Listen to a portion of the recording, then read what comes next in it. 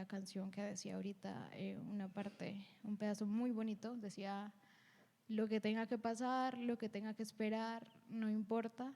Y bueno, cuando usted le canta al Señor, usted es consciente de lo que le está diciendo, que es bastante grave que usted le diga, Señor, no importa, aquí está mi vida y se lo pongo, eso, créame que el Señor no se queda con nada, y si usted de verdad le está ofreciendo a Dios su vida en sacrificio, como decía la hermana ahora, si usted no tiene ofrenda, pero quiere ofrendar su vida, el Señor nunca se olvida de eso. Y yo quiero que antes de empezar esta prédica, le demos un minuto de aplausos al Señor, en agradecimiento por lo que ha hecho, si usted se quiere acordar de su familia, por la salvación, pero no cualquier aplauso, un aplauso que el Señor se merezca.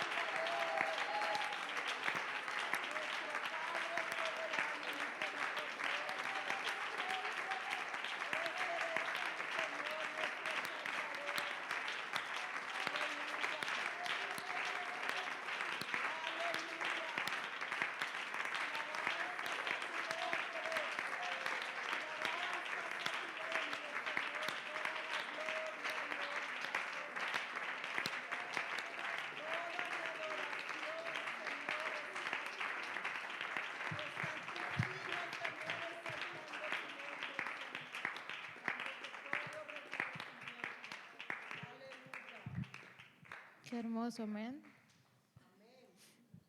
¿Cuántos sintieron agradecimiento en su corazón con el Señor? Por favor, todos vamos a leer en Génesis 20.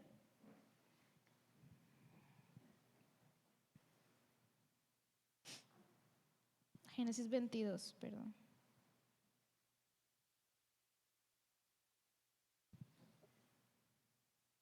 Cuando ya lo hayan encontrado, pueden decir amén. Vamos a hacer la lectura. Yo leo un versículo y ustedes el siguiente. El título dice: Dios ordena a Abraham que sacrifique a Isaac. Es un pasaje muy conocido. Ahora vamos a hacer un recorrido hebreo. Aconteció después de estas cosas que probó Dios a Abraham y le dijo: Abraham, y él respondió: heme aquí.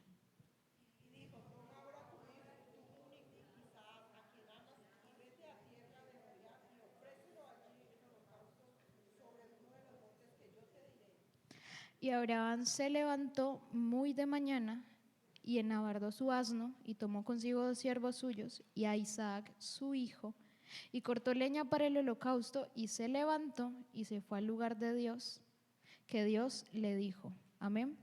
Pueden tomar asiento.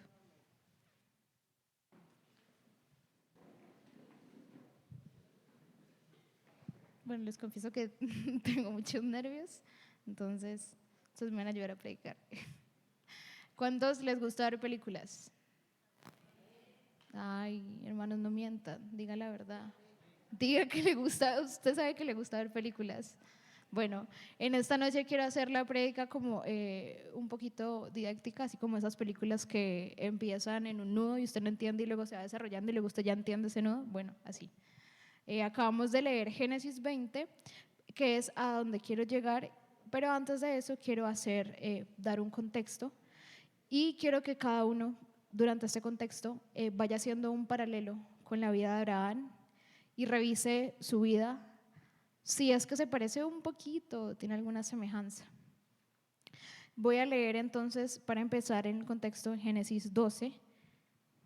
Si usted quiere también lo puede leer conmigo. Dice: Dios llama a Abraham. Pero Jehová había dicho a Abraham: vete de tu tierra y de tu parentela y de la casa de tu padre a la tierra que te mostraré. Y haré de ti una nación grande, y te bendeciré y engrandeceré tu nombre, y serás bendición. Bendeciré a los que te bendijeren y a los que te maldijeren maldeciré, y serán benditas en ti todas las familias de la tierra. El 4. Y se fue Abraham como Jehová le dijo, y Lot fue con él. Y era Abraham de edad de 75 años cuando salió de Aram. Como podemos ver en este versículo 12, el Señor le está pidiendo que salga de su tierra. Esto es tipo de cuando el Señor nos pide a nosotros, nos ve muy cómodos, nos ve que nos estamos moviendo muy bien, que nos desenvolvemos bien en lo que hacemos, y usted le dice, pues no, Señor, yo aquí estoy bien, yo esto ya lo sé hacer, no me causa miedo, no me causa temor y lo hago bien, me han dicho que lo hago bien. Pero el Señor no tiene unos pensamientos como los nuestros, sino más altos, y dice la Biblia que nosotros no los podemos entender, y Él siempre nos llama a más, amén. Y esto fue lo que le pasó a Abraham, y estoy segura que en algún momento a usted el Señor también lo ha llamado a salir de su zona de confort. Y en este pasaje en particular vemos el llamado que Dios le hace a Abraham, y es a salir de la comodidad. ¿Por qué? Porque le pide que salga de su tierra, es decir, el país en el que había vivido. Dice aquí la Biblia que tenía 75 años cuando salió de Harán, o sea que llevaba bastante tiempo viviendo en su zona de confort. Y también le dice que salga de su tierra y de su parentela. Lo manda a un lugar que no conoce, no sabe a qué se va a enfrentar, con personas que tampoco conoce. Cuando ya llevaba tiempo, había hecho relaciones, probablemente se llevaba muy bien con sus nueras, y si algún día le faltaba, yo qué sé, una libra de carne, el otro le daba, y ya tenía una relación de familiaridad, además de ser algo consanguíneo. Y el Señor los llama a que se vaya a un lugar donde personas desconocidas, no hay familiaridad, no hay parentesco, salir totalmente de su zona de confort. Él tenía una esposa muy hermosa, tanto que decidió mentir en Egipto, porque pensó que eso le iba a traer problemas. Pero aún así, Egipto, como él era un hijo de Dios, fue ocasión de bendición, y podemos ver que tanto él como Lot tenían tanta bendición económica que ellos tuvieron que dividirse, pues porque no cabía todo lo que tenían y ya iban a empezar a pelear. Sabemos también que él fue un hombre que le creyó a Jehová y que le fue contado por justicia. Esta historia también es muy conocida y conocemos a Abraham por eso. Él, aunque tuvo pues obviamente sus errores humanamente, el Señor pues siempre estuvo ahí, tuvo misericordia de él, amén. Haciendo, eso es como un breve resumen de la vida de Abraham, así súper cortico, como los puntos más importantes. Pero yo quiero llegar al versículo que leímos, que fue en Génesis 20, que habla de, para mí, muchos lo hemos visto desde el punto de vista cuando el Señor te llama y te pide algo, cuando tienes que sacrificar. Pero yo quiero que esta noche lo veamos titulado esta enseñanza como la locura del Evangelio. ¿Cuántos dicen amén? ¿Cuántos saben que el Evangelio es para locos? Locos cuerdos, eso. Bueno, ahora sí tenemos el contexto de Abraham, un paralelo con la vida, lo que le pasó, que el Señor lo bendijo, que el Señor lo llamó fuera de su zona de confort, que tuvo miedo y mintió, muy parecido a situaciones en las que hemos estado nosotros.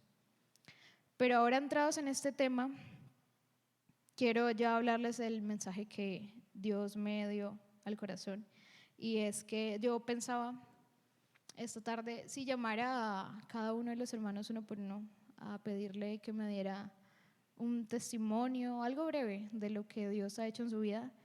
Yo estoy segura que aquí nos pasamos toda la noche y seguimos al otro día y seguimos, y por allá la hermana que ya testificó se va a acordar, ay, me acordé de otra cosa, otro día el Señor hizo esto, y así sería, no terminaríamos, y seguramente habría muchas cosas que se nos pasarían y se nos olvidarían, porque como humanos tenemos el mal de olvidar. Pero el Señor ciertamente de absolutamente nada se olvida. y el tiempo sería muy corto.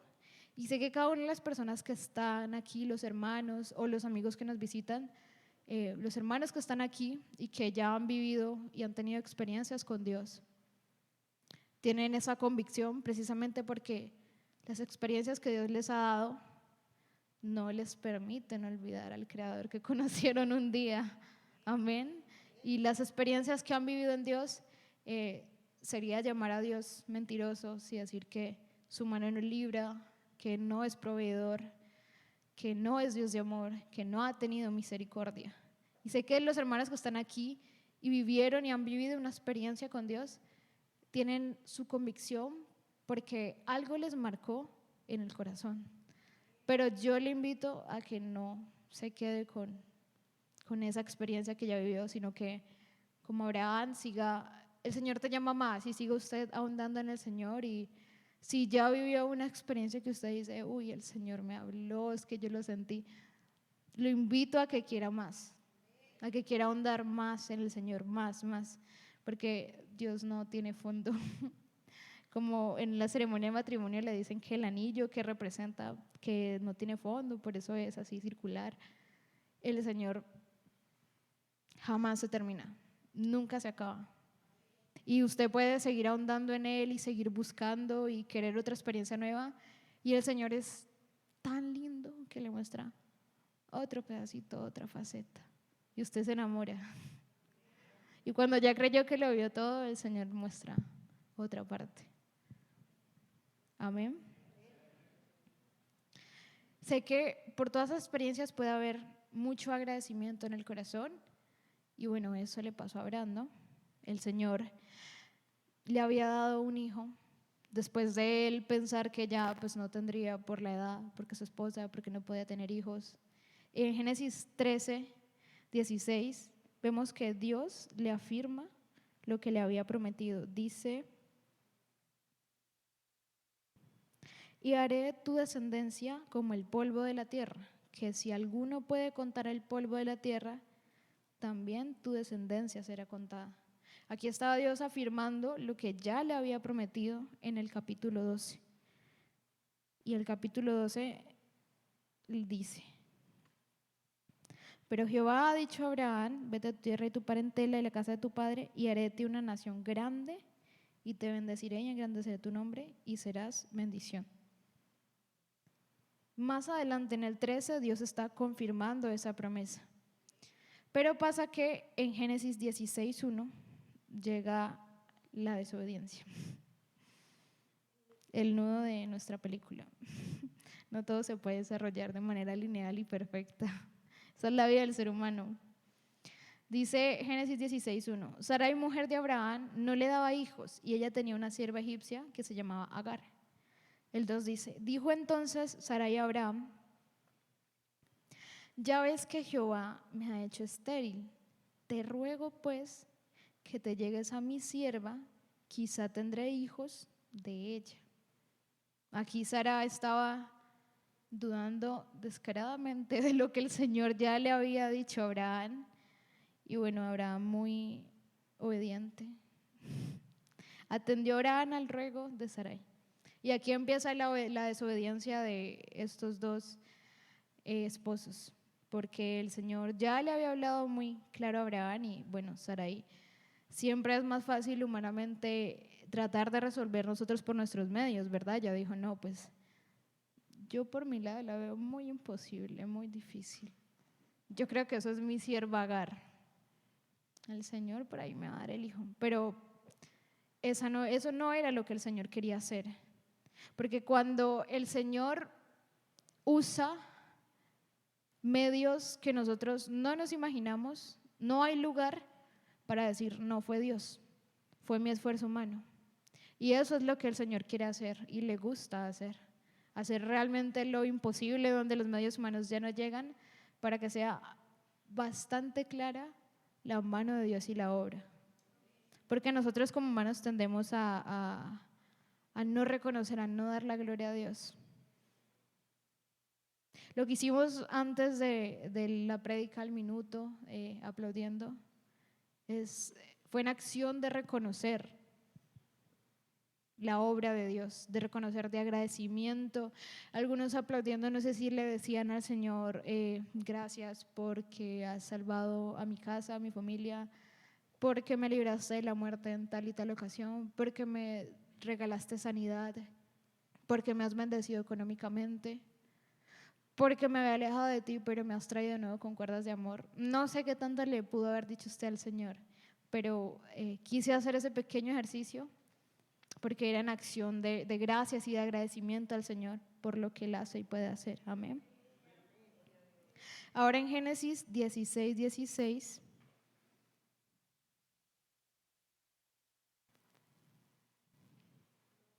dice, era Abraham de edad de 86 años cuando Agar dio a luz Ismael, que fue el fruto de lo que ellos pensaron que el Señor iba a hacer. Y en Génesis 17:16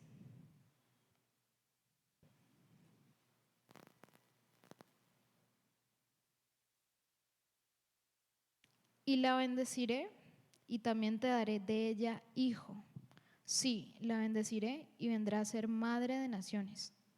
Reyes de pueblos vendrán de ella. Entonces Abraham se postró sobre su rostro y se rió y dijo en su corazón, ¿a hombre de 100 años ha de nacer hijo? Y Sara, ya de 90 años, ha de concebir. Muy fuerte, ¿no?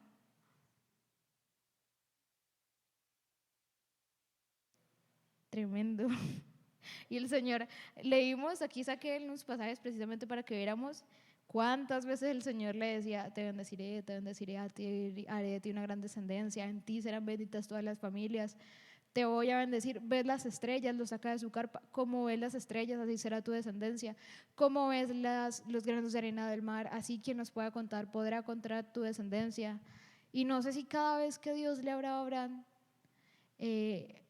claro, él le creía y tenía fe, pero seguramente en el camino y mientras más pasaban los años y el tiempo y veía que se desgastaba y veía a su esposa y bueno, en vez de ser cada día más joven, era cada día, ya le habían pasado los años a él, a ella no tenían el mismo vigor. Humanamente, en ese tiempo no había mucha ciencia, pero no necesitaba mucha ciencia para saber que ya una persona de mucha edad era muy difícil, muy riesgoso o imposible que pudiera tener hijos.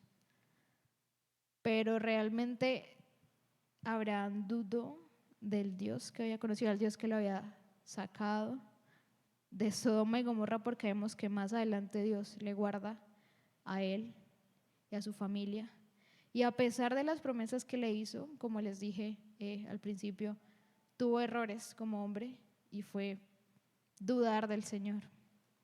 Y aquí en el versículo 17 vemos que lo más serio es que no creyó en el Señor y dijo en su corazón. Todo lo que nosotros le decimos al Señor en oración o cuando cantamos, y todo desde lo más genuino viene siempre en el corazón. A veces usted puede estar orando y estar en silencio, pero sabe que en su corazón está hablando con el Señor. Y Abraham en su corazón dice, a hombre de 100 años ha de nacer hijo. Ese mismo corazón que le hubiera servido para decir sí, amén, yo creo, está dudando del Señor. Y aún así, Dios es fiel. Amén. Aún así, Dios más adelante le regala a su hijo. Y aquí llegamos al punto de inflexión en donde empezamos a leer, que fue Génesis 22.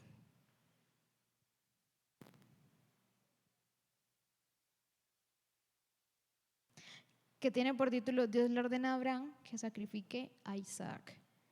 Así como este capítulo, Génesis 22, a pesar de que nosotros leamos el contexto y tengamos en cuenta varias cosas, afuera en el mundo me he dado cuenta que hay muchos pasajes de la Biblia que no entienden, que les parece locura o muy extremos o muy violentos o sí, directamente muy locos. Por eso yo he llamado a este mensaje esta noche la locura del Evangelio. Y así como este pasaje de Génesis 22, hay muchos otros pasajes en la Biblia que, por ejemplo, ahora que estoy en el ámbito universitario, las personas entre más estudios tienen, más les gusta cuestionar a Dios y parten desde estos versículos, como por ejemplo este, viendo todo ese contexto, viendo todo lo que el Señor hizo, la historia de Abraham, que tuvo fe, luego falló su fe, no creyó en Dios, pero el Señor aún así fue fiel, porque cuando promete cumple, así usted no crea y no tenga fe, y viene y le da a su hijo y él lo ama porque era algo que él esperaba y luego quiere arrancárselo.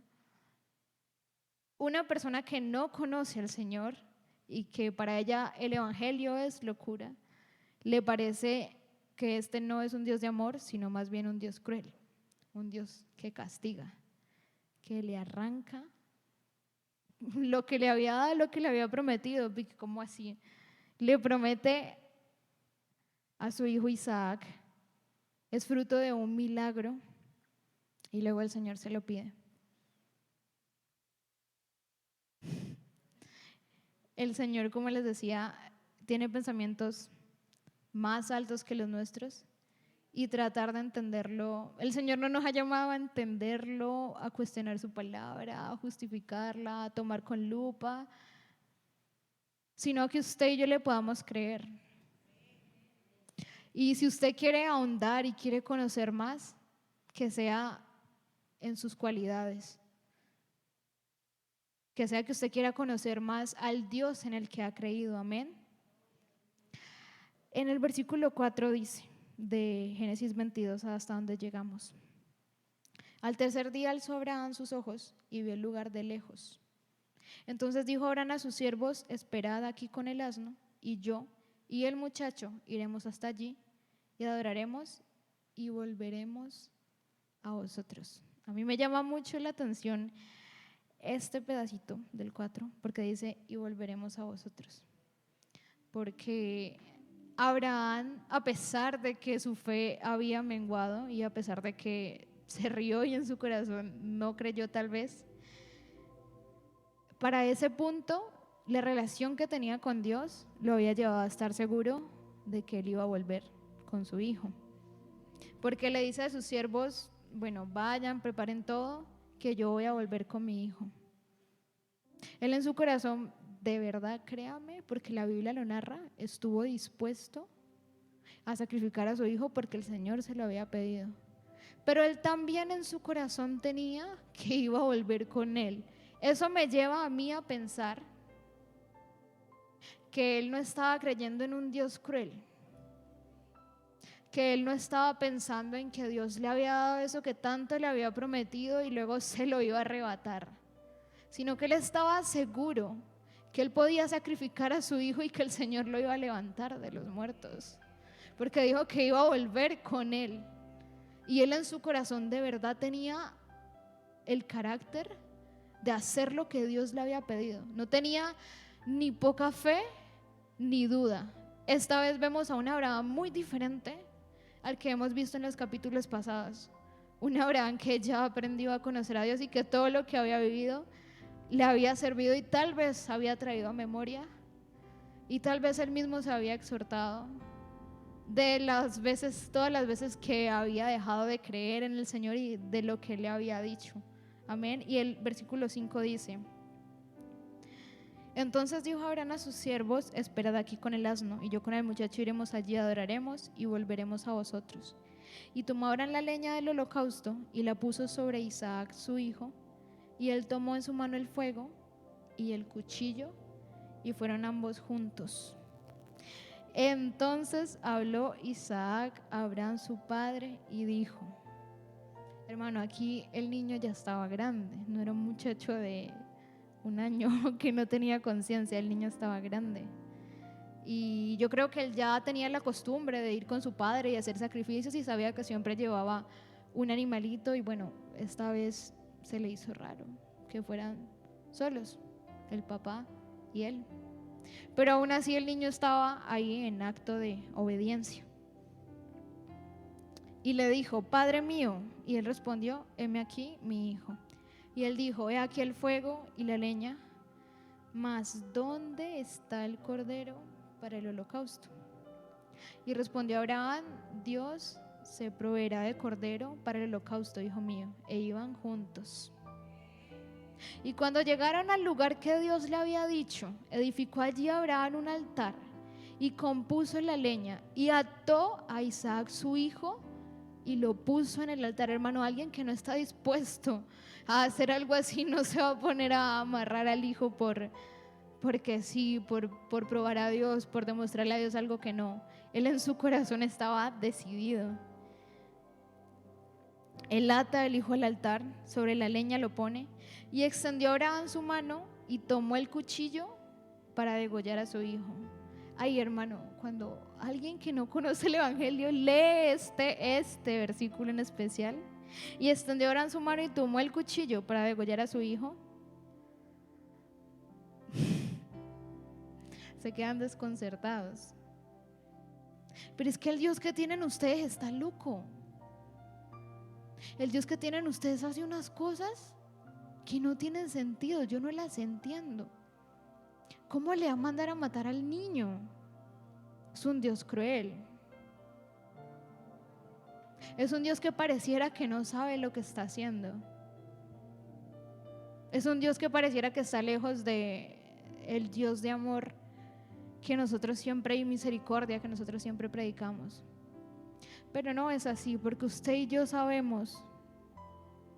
Y cada vez que a mí me dicen Dios mató un pueblo entero, Dios es un Dios que le gusta la guerra, que le gusta la sangre, que le gusta ver el sufrimiento humano. Nietzsche escribe sobre la risa de Dios.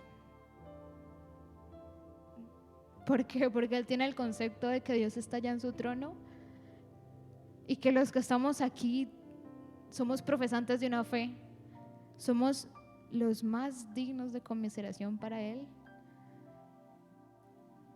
porque es un Dios ajeno, porque ni siquiera sabe que usted y yo existimos y usted y yo aquí desgastándonos, alabándolo.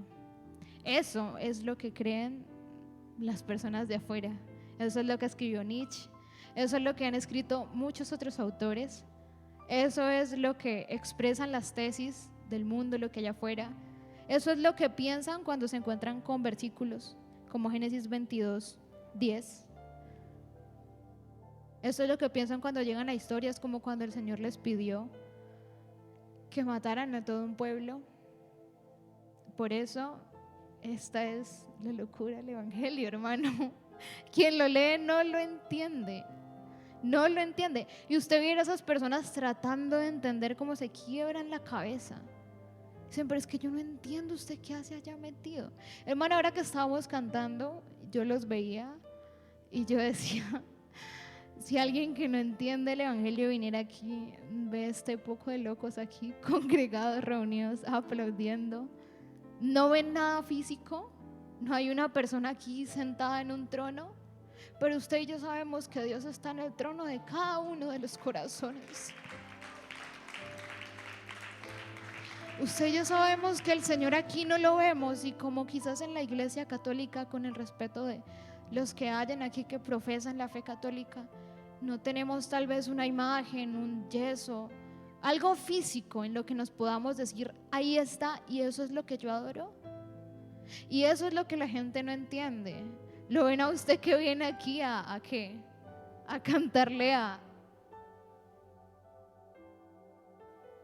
porque Dios no se ve, porque los pensamientos de Dios son más altos, porque lo que hay en su palabra y pasajes controversiales como este no se entienden con las palabras del hombre, no se entienden con la sabiduría de este mundo, no se entienden con la ciencia de este mundo, porque la ciencia de Dios está más allá. Y créame que nunca lo vamos a entender. Y si alguien quiere venir y ver la Biblia, revisarla con lupa y sacar pasajes de contexto y tratar de armar con todos esos versículos un Dios del que pueda decir: ¿Usted a quién está adorando? Es porque no entiende. Y es porque no tiene a Dios en el corazón. Y es porque el evangelio es eso. Yo sé que a usted en su vida le han pasado cosas que usted dice, Dios, ¿por qué? ¿Cierto que sí? Que usted se pregunta y le dice, bueno, Señor, pero es que yo le oré, ¿cómo me pasó con Abraham? Usted me lo dio, pero ahora usted esto que me dio, me lo quita, me lo pide. ¿Por qué? ¿Para qué me lo dio entonces? ¿Qué hubiera podido pensar Abraham de ese hijo que había amado, que tanto había esperado, que Dios le había dado y que ahora se lo pedía? Pero con todo el corazón partido, y yo creo que Abraham estaba devastado, pero él no quería que su hijo le viera en esa forma. Yo creo que él estaba haciendo un esfuerzo súper grande por tratar de estar bien delante de su hijo. Pero yo creo que el corazón de Abraham por dentro se le consumía, porque ¿qué padre va a querer hacerle daño a su hijo? Pero eso es lo que vemos con los ojos carnales. En lo espiritual, lo que el Señor le estaba pidiendo a Abraham era que le diera ese niño que él tanto había añorado, pero que quizás estaba tomando el lugar que le pertenecía a él. El versículo 11 dice: entonces el ángel de Jehová le dio voces desde el cielo y dijo: Abraham, Abraham. Y él respondió: heme aquí. Y dijo: no extiendas tu mano sobre el muchacho, ni le hagas nada, porque ya conozco que temes a Dios, por cuanto no me rehusaste tu hijo, tu único. Entonces alzó Abraham sus ojos y miró, y he aquí a sus espaldas un carnero trabado en un zarzal por sus cuernos. Y fue Abraham y tomó el carnero y lo ofreció en holocausto en lugar de su hijo. Y llamó a Abraham el nombre de aquel lugar: Jehová proveerá. Por tanto se dice hoy: en el monte de Jehová será provisto. Y llamó el ángel de Jehová a Abraham por segunda vez desde el cielo y dijo: por mí mismo he jurado, dice Jehová, que por cuanto has hecho esto y no has rehusado tu hijo, tu único hijo. Mire que la Biblia aquí, cuando hace esta figura retórica de repetición, es porque quiere hacer como cuando usted toma un resaltador, quiere hacer énfasis en que no tenía más hijos. Era el hijo que le había dado de la promesa, no de la desobediencia. De cierto te bendeciré y te multiplicaré tu descendencia como las estrellas. Vemos aquí otra vez la promesa de Dios confirmándose. Como las estrellas del cielo y como la arena que está a la orilla del mar. Y tu descendencia poseerá las puertas de sus enemigos.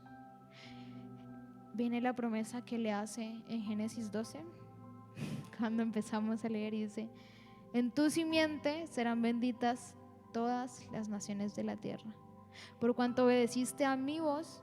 Y volvió Abraham a sus siervos, y se levantaron y se fueron juntos a Berseba, y habitó Abraham en Berseba. Qué hermoso, ¿cierto? Qué hermoso es Dios, de los locos que estamos aquí. Hermano, el mundo lee esto y no lo entiende, y no lo van a entender, créame. Pero usted y yo que estamos aquí, siéntase privilegiado.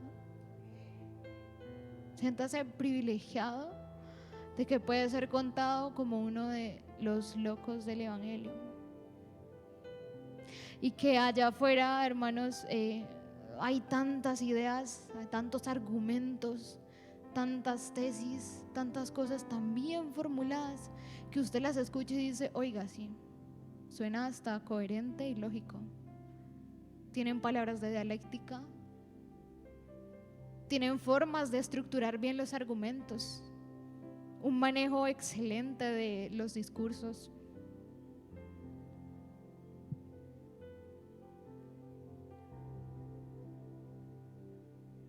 Pero el Señor derriba todos esos argumentos con solo una palabra. Hermano, cuando usted se encuentre frente a tantos argumentos, tantas cosas, tantas corrientes, yo estoy segura que todas esas experiencias que ha habido con el Señor, la convicción que le han generado, le permiten a usted venir a la palabra y por la palabra contraargumentar contra todo eso, y usted poder sentarse y explicarle a alguien: no, mire, es que realmente no es así. El Señor sí cumple sus promesas, sí es fiel, sí es Dios de amor, sí es Dios de paz, sí es Dios de misericordia. Él no es un Dios vengativo, Él no es un Dios como lo expone Nix, que dice la risa de Dios. No, para nada. Usted tenga el atrevimiento de decirle: listo, venga y conozca a mi Dios, y deje, seguro que podrá vivir una experiencia con el Señor y tal vez no va a entender todo de una, pero si siente el Espíritu Santo, ya eso le derriba todos los argumentos que tenga, todos los argumentos científicos, la palabra de ciencia. Por último, hermano, quiero decirle que cuando el Señor te manda que hables, no te calles. Así sea una persona que tú te compares con ella y digas: no, pero es que es más estudiada que yo, tiene más argumentos, tiene mejores formas, tiene dialéctica, puede tener mucha más razón que yo. Pero hermano, usted y yo somos hijos de Dios, y el Señor ha puesto en su boca una gran verdad, que si usted la calla, como le pasó a Esther con su pueblo, puede causar muerte. Si Esther callaba, la consecuencia era muerte. Y si usted y yo callamos, la consecuencia es que la sentencia de muerte que tienen todas las personas va a continuar así, igual.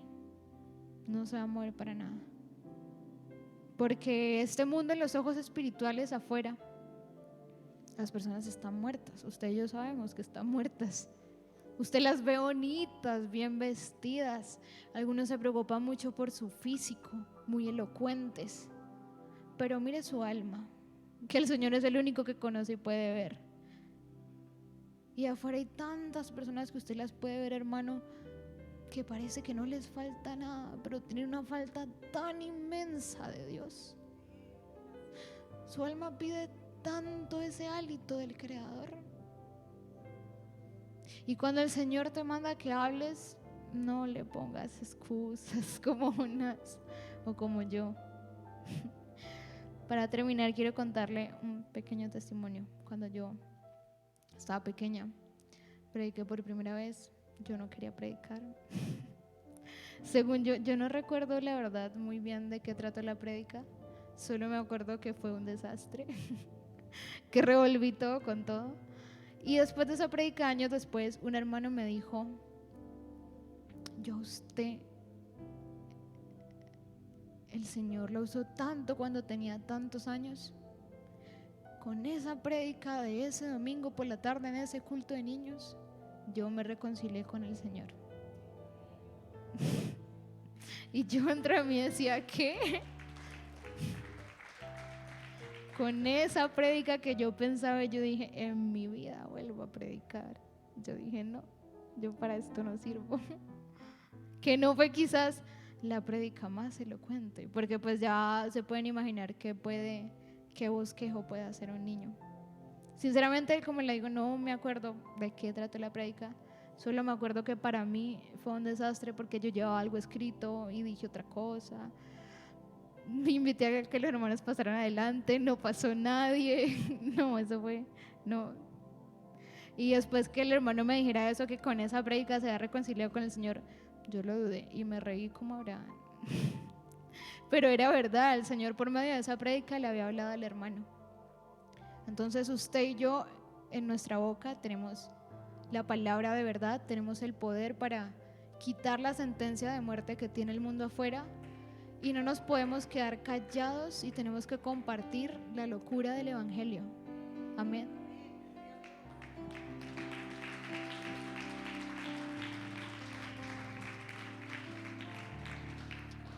Pueden ponerse, quiero invitarlos a que se pongan en sus pies. Vamos a orar, a agradecer al Señor y a pedirle que nos lleve con bien a nuestras casas. Amén. Señor Jesús, te damos gracias.